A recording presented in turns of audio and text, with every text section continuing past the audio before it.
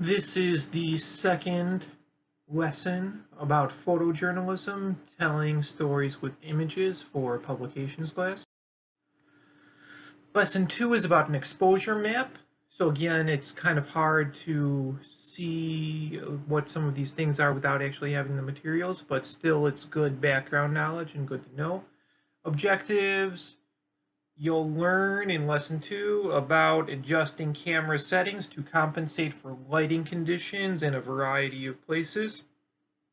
You'll also learn suggested camera settings to get good photos in different light. So here's a quote to start things off. You've got to push yourself harder. You've got to start looking for pictures nobody else could take. And that's by famous photographer William Albert Allard. Every school has different lighting conditions. Some classrooms have windows, some don't. There's a lecture hall that has a window only to the hallways. Some teams practice under one set of lights but play games under another set of lights. Okay, so that just goes to reinforce how important lighting is. As with all lighting situations, the perfect exposure depends on the quantity, quality, and direction of light on the subject that's being photographed. Take a traditional classroom, for example, one with a bank of windows on the far wall and fluorescent lights in the ceiling. If shooting from the door of the classroom toward the windows, you must compensate for the backlighting caused by the windows.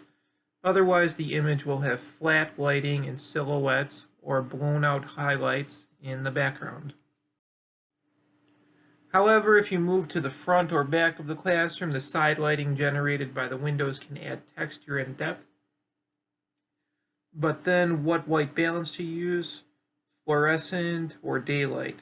400 ISO will be suitable for most classroom situations, giving an average exposure of about 1 out of 125 at f4.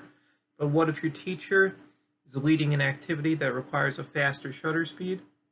As a photographer, you have to know how to plan ahead and compensate for these varying conditions. Here are some sample exposures that might serve as guides. However, an exposure can vary depending on the circumstances. So here are some examples of the sample exposures. I won't read through all of these, but you can take a quick look for a few seconds.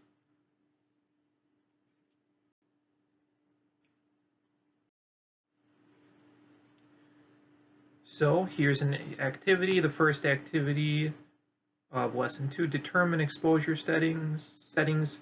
Create a map to determine the best settings for lighting situations in your school.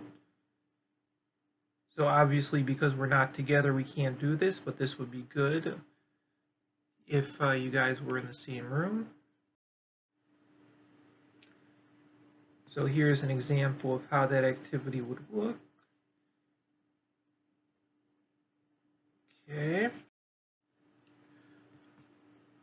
Changing settings is the second activity, and digital SLR cameras have built-in light meters. This camera, for example, indicates that the exposure is 1 out of 500 at f5.6 using 400 ISO. And that's kind of where you could see it if you look at the picture and diagram of the camera there. So I'll kind of read through these quickly. Make the following settings changes. Set your ISO to 200, then change it to 400. Point your camera at a classmate and take a picture. Making notes of the shutter speed and aperture with the camera set on program P so that the camera sets both the shutter speed and the aperture. Set your camera shutter speed to 1/500. Note whether this was faster or slower than the initial shutter speed your camera set. Leave the aperture alone depending on your camera. This may mean going to shutter priority mode or manual. Is the image darker, lighter, or the same as the previous exposure? Why do you think that is? We're going to read these fast also. Now set your shutter speed back to what your camera had set initially, but set the aperture at f16. Note whether this was more wide open or more closed than the initial exposure. Depending on your camera, this may mean going to aperture priority mode or manual. Is the image darker, lighter, or the same as the previous exposure, and why? Now set your camera, we're at 4. Now set your camera to manual mode with the exposure at 1/500, at f16, at ISO 400.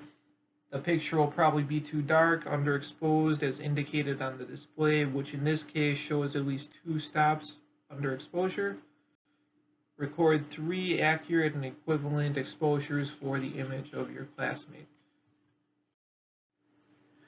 So again, that second activity would have been pretty interesting.